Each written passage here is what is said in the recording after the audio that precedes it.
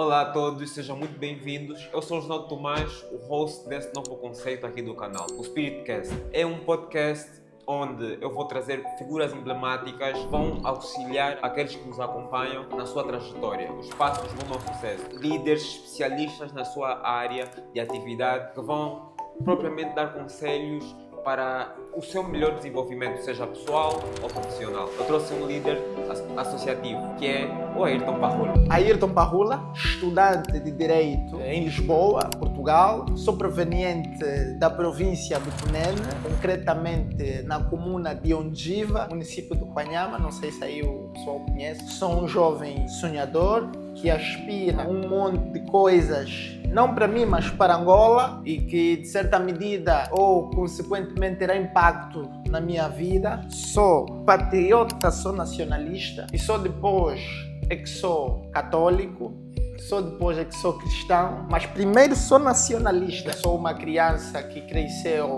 numa dupla matriz, a matriz panafricanista, ou seja, a matriz mais tradicional africana, e uma matriz religiosa. Da parte paterna veio mais uma questão tradicional. Sou pertencente do grupo etnolinguístico na parte paterna Nhané Kankumbi, na parte materna Ovimbundo. Tive uma educação religiosa, mas também tive uma educação, digamos assim, africana. Então, sou este jovem totalmente provido de inúmeros valores estes que eu considero deveras imprescindíveis para que se possa formar um homem integral numa sociedade como a nossa, em Angola. Já perceberam que não sou uma figura simples, sou uma figura muito complexa, sou sui generis. Apesar disso, tenho um trato fácil, sou uma pessoa, sei lá, lido com qualquer pessoa. E nós estamos aqui sempre para servir e é isso. Para a primeira questão, quem é o Ayrton Parrula?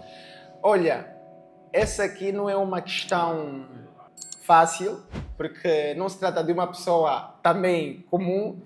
É uma pessoa sui generis, extremamente fora do comum.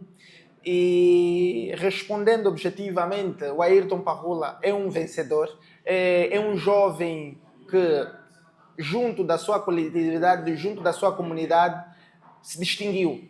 Distinguiu porque conseguiu chegar mais longe, se distinguiu porque conseguiu, digamos assim, mostrar as suas valências da maneira mais desafiadora, conseguiu provar que é possível quando muita gente dizia que era impossível. De facto é o que nos distingue dos demais. Exatamente. Continuar quando já não temos pés. Exatamente, Isso, de facto, exatamente. nos distingue. O Ayrton Parrula não disse, mas é o líder, ele é o presidente da Associação dos Estudantes Angolanos em Portugal. Bravo, bravo. Sou o presidente da Associação dos Estudantes Angolanos em Portugal, uma associação que representa os estudantes angolanos a nível de todo o território português. Fora essas funções associativas, enquanto pessoa, sou um jovem oriundo da província do Cunene. É isso que eu queria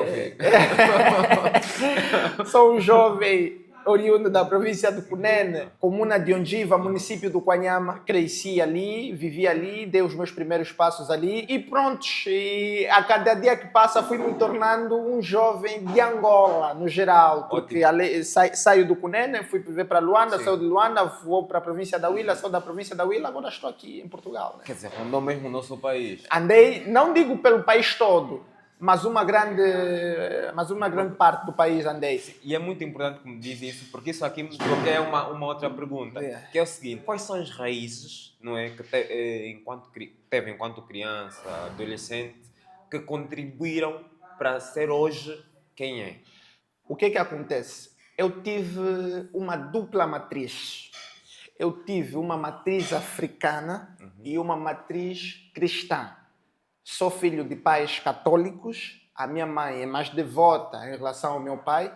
O meu pai é mais panafricanista e a minha mãe é mais cristã devota. No entanto, bebi das duas partes. Da parte do meu pai, aprendi costumes, valores provenientes do nosso grupo étnico. Nós somos do grupo étnico Nhané Kankumbi. É um grupo que habita na província do Cunene, na província da Huila, na província de Namibe e uma parte da província de Benguela. temos certos valores que eu bebi da parte da família do meu pai e da parte do meu pai diretamente, e por outro lado, certos valores católicos que bebi da parte da minha mãe. A minha mãe é uma senhora que cresceu num lar católico, ou seja, num internato católico, e alguns até chamam convento, né? Sim. Prontos, e transmitiu-me certos valores da igreja. Desde pequeno sempre entendemos que tínhamos que ir à catequese. Desde pequeno entendemos que não poderíamos participar do carnaval porque era contra os nossos valores católicos, cristãos. Não poderíamos participar de certas coisas. E por outro lado, o meu pai dizia também outras coisas, e graças a Deus consegui absorver e apreender o que cada uma cultura poderia me oferecer de positivo. Sim, porque havia uma certa bipolaridade Exatamente. quanto a essa questão. Havia uma certa bipolaridade do ponto de vista de valores. Sim. É verdade que cada lado tinha certas coisas negativas. Sim. Mas eu tive o privilégio de absorver as coisas positivas de cada lado, das duas matrizes. Sim. E dessas duas matrizes consegui, digamos assim, colher o melhor e pude ter uma personalidade única em função desta educação que recebi. Sim. E hoje sou o que sou, né? Porque conseguiu filtrar. Consegui filtrar. E o que é que ultimamente tem interessado a Ayrton? Quais são os interesses atuais? Olha, eu sou um jovem muito ambicioso. Eu só pensar num jovem que vivia numa comunidade onde a distância dali para a capital do país eram de mais de 1.500 quilómetros, muito distante. E que ainda assim, eu desde pequeno, eu já sabia que o meu lugar não era ali. O meu lugar era Angola inteira. O meu lugar era o mundo. E desde pequeno, eu sempre lutei para poder alcançar, digamos assim, níveis mais altos. Não estou a dizer que não tenha orgulho do sítio onde nasci, não tenho orgulho, pelo contrário. Sou, digamos assim, aquilo que alguns chamam, sou muito patriota. Sou muito patriota. Sim. Por outro lado, entendo que o nosso patriotismo não nos deve, digamos assim, criar uma visão apaixonada, limitar-nos exatamente das falhas que circundam o nosso meio, digamos assim, social. Cultural, e enfim. E neste sentido, sou muito ambicioso.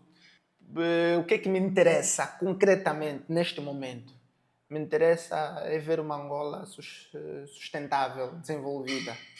É isso que me interessa. Esses são os interesses. Isso é o que me interessa. Eu quero ver uma Angola desenvolvida. Eu quero que o Osnaldo, ao, por exemplo, sair da Angola para Portugal, venha simplesmente ter uma visão diferente e não venha cá permanecer, fixar, esquecer o país.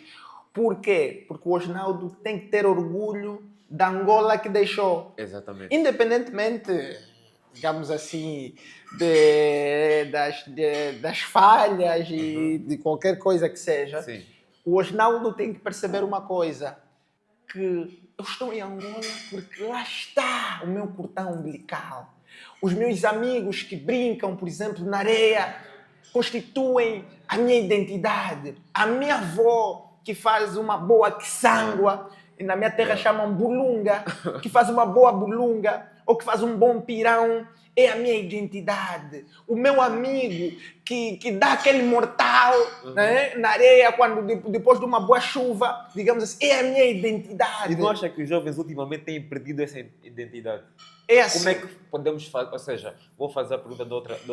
Os jovens que têm perdido a identidade, como é que nós devemos recuperá-la? Ou como é que devemos, de certo modo, prevenir essa perca de identidade?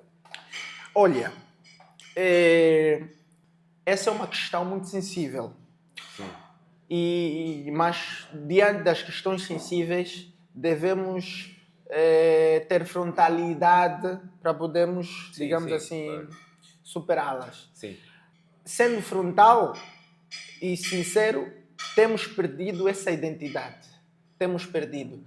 Mas se por um lado a culpa é dos jovens, por outro lado a culpa não é dos jovens. Ok. Estás a ver? Há uma dupla, digamos assim, há uma dupla culpa, se posso assim considerar. E esta dupla culpa parte, por um lado, dos jovens e, por outro lado, parte de uma certa estrutura central, ou seja, sendo concreto, do governo e das famílias. Ok. Então, Porque tudo parte mesmo do tudo governo parte e das do núcleo. famílias. Parte do núcleo, é verdade. Sim. Parte do núcleo. Nesse caso estamos a falar das famílias. Sim. Por outro lado, o Estado pode, digamos assim, exercer uma certa influência do ponto de vista de políticas públicas para conter as famílias, para evitar que as famílias não deixem de exercer o seu verdadeiro papel na sociedade. Sim, sim. Por exemplo, nós temos tido constantemente ao longo do tempo perca de pessoas a falarem línguas nacionais. Temos tido, por acaso estivemos a conversar, já não temos visto aquelas festas, eventos no dia do Sim, por exemplo, junho. Isso é uma questão concreta em que o Estado, por exemplo, tem a culpa. Okay. O Estado tinha que promover, por exemplo, nos manuais escolares, a nível do currículo das escolas, promover as próprias línguas nacionais. Exatamente. Estás a perceber? Exatamente. Porque imagina, eu cresci numa família em que a mãe fala línguas nacionais, o pai fala línguas nacionais, mas eu não sou fluente em línguas nacionais. Mas eu também, isso também é por causa da história que eu tenho, que depois vou contar. Sim, sim. E queremos mesmo essa história. Então, por quê? E olha aqui, há muitas coisas que eu sei, muitos vocábulos que eu sei em línguas nacionais, aprendi com os meus amigos. Aprendi com os meus amigos lá no Cunene. Por que eu aprendi com os meus amigos? Porque os meus amigos sabiam, porque os pais falavam isso em casa. Lá está. Mas falavam por uma simples razão. Os pais não tinham um nível de escolaridade muito alto.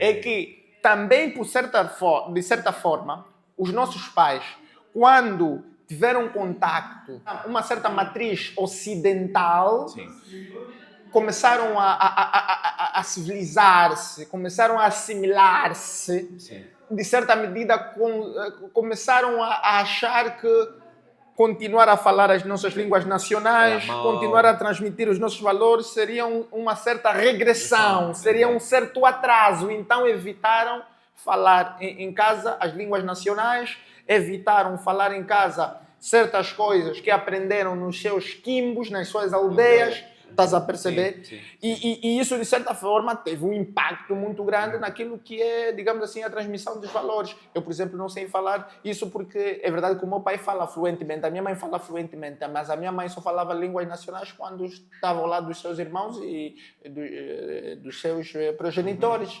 Não falava ao lado dos filhos, dos sobrinhos. Ou seja, não falava. Aquilo foi tido como não estás a falar bem, temos que falar português. E não só, é mais uma questão de afirmação na sociedade emergente, ou seja, estava a emergir, digamos assim, uma certa sociedade, digamos assim, aquilo que se diz, né? De luta de classes. Para chegar a uma certa classe tinha que ter um certo perfil, tinha que se falar o português, digamos, de uma certa maneira, tinha que se vestir de uma certa maneira, tinha que ter certos hábitos e costumes diferentes, digamos assim, daqueles que se aprendeu, por exemplo, nas aldeias. E isso, de certa medida, fez com que os nossos pais deixassem de lado certos valores que tinham. Isso teve uma certa influência, por exemplo, no nosso crescimento, digamos assim, quanto a essas questões. Mas agora, eu em si aprendi com certas coisas ligadas à minha cultura, que aprendi com os amigos na rua. Porque um amigo, a mãe, estudou até a 4ª classe e sentia mais confortável em falar o nhaneca, o quanyama, o o mundo As em relação ao línguas nacionais. português e os meus colegas aprendiam isso em casa e quando íamos na escola, às vezes, aquilo era da brincadeira. Sim. Às vezes, quando ele quisesse dizer, por exemplo, vou te bater, ele já não dizia vou te bater, ele dizia uai, cupanha. Tá vendo? Nós ficávamos a rir. Ué, cupanha, o E aquilo que é desperta um isso? certo Exatamente, interesse. exatamente. Sim, sim, sim. A pessoa fica curiosa e tudo Sim, mais. sim, E sim. quando tu chegas em casa, também às vezes o pai ou a mãe, quando quer, digamos assim, proferir qualquer tipo de ofensa, para não proferir em português, fala, por exemplo, sim. em línguas nacionais e tu aprendes e aquilo é uma coisa boa. E tu vais juntando cada vocábulo quando deres por si, já estás a falar Sim. um pouco, ou de forma intermédia. Eu acho que o que faz também perdermos a entidade, a nossa entidade, é a falta de percepção da nossa própria cultura. Em que sentido? Quando nós não conhecemos algo, nós tentamos afastá-lo. E por acaso, o meu pai fala Quimbundo e a mãe do meu pai também falava. E era a minha professora de Quimbundo. Então eu conversava. No entanto, ela quando faleceu, eu já não tive a oportunidade de continuar a aprender. Sabe que a minha avó faleceu sem aprender a falar português, a mãe do meu pai. Ok. Faleceu em 2019. Estás a ver? E é exatamente isso. A cultura é muito importante, nós conhecemos a nossa cultura. Um exemplo muito peculiar que o velho deu, que era o seguinte: para uma reunião, nós temos a ordem de trabalho. Exatamente. E temos que nos distinguir na ordem de trabalho. Exatamente. Por que que eu vou pegar aí? O velho disse que teve uma vez assim na aldeia, num óbito. Algo assim muito remoto. Foi lá um colega de trabalho e teve a conversar, a cumprimentar. Pronto, aquela confraternização toda. Sabe, como nós africanos somos quando estamos no óbito. Então começaram aquelas conversas típicas do óbito. Exatamente. E noutro momento, o senhor pergunta no Soba. Pergunta algo referente, sei lá, a um trabalho, algo assim do gênero, muito longo. Não tem nada a ver. Exatamente. Não tem nada a ver. O Soba diz: ei, filho, isso traz morte.